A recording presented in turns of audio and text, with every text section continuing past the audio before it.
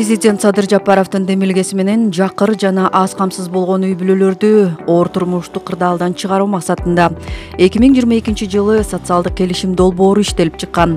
3 жыл аралыгында жалпы 35 миңден ашуун жаран менен социалдык келишим түзүлгөн. Социалдык келишим долбоору быйыл да уланып, 20 миң жаран менен келишим түзүлөт жана алардын баарына 100 миң сомдон берүү пландалууда. Бул тууралуу Кыргыз Республикасынын Эмгек социалдык камсыздоо жана миграция министрлиги маалымдады. Келишим түзүлгөн жарандардын саны жылдан жылга өсүүдө. Алсак, өлкө боюнча 2022 жылы 2800, 2023 жылы 10 миң, 2024 жылы 23 миң жаран менен келишим түзүлдү. Бүгүн өкүлчүлүктүн жыйындар залында ыйгарым укуктуу өкүлдүн орун басары Мира Сейдикеримова жана район шаардык эмгек социалдык камсыздоо жана миграция башкармалыгынын жетекчилеринин катышуусунда семинар өттү.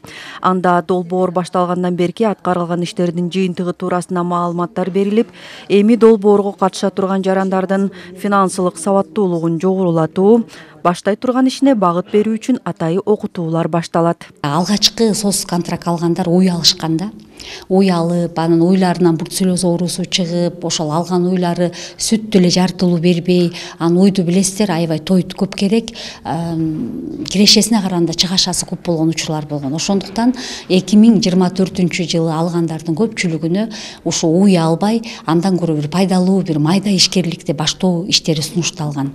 Анан бүгүнкү семинарда бир жыйынтыктоочу кылабыз. Анан бул жерде канча үй бүлө иш багытын өзгөртүп атат, кандай колдоолор керек, ошонун баардыгын жыйынтыктап алып, жеринде мониторинг жүргүзүп, анан окутуулар, анан кандай колдоо көрсөтөбүз ошол үй бүлөгө. Балким ал үй бүлөгө кандайдыр бир материалдык колдоо керек. Ошондуктан жана кураторлук жардамдарды берүү үчүн бүгүнкү семинар уюштурулган. Ишкерликти баштаган жарандар бири-бирине үлгү болууда. Ийгиликтүү иштеп жаткан жарандарды көрүп, келишим түзүп жаткандардын саны өсүүдө.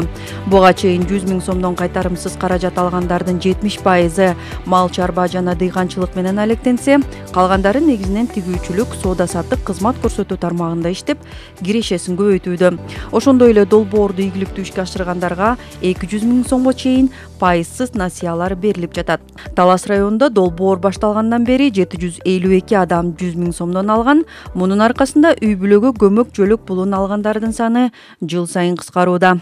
2024 жылдын 1-январына 1800 үй бүлөгө көмөк жөлөк пулун алуучулар болсо, бүгүнкү күнгө карата 956 үй бүлөгө көмөк алуучулар бар. Ошондо 50%га кыскарды.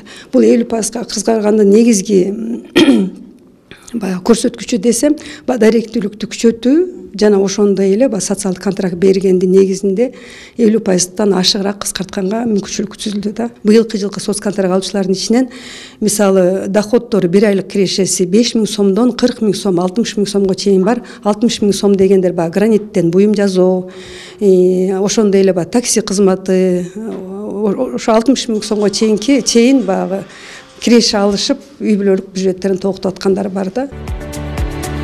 Эске салсак, бул долбоор президент Садыр Жапаровдун демилгеси менен калктын социалдык жактан аярылуу катмарына жардам көрсөтүү катары 2022 жылдан тартып ишке ашырылып жатат.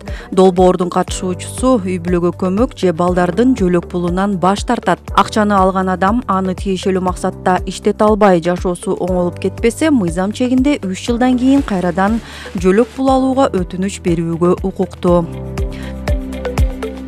Рахат Бейшалиева, Нургелди Ашубеков, Зина Ахматова, Талас облусу.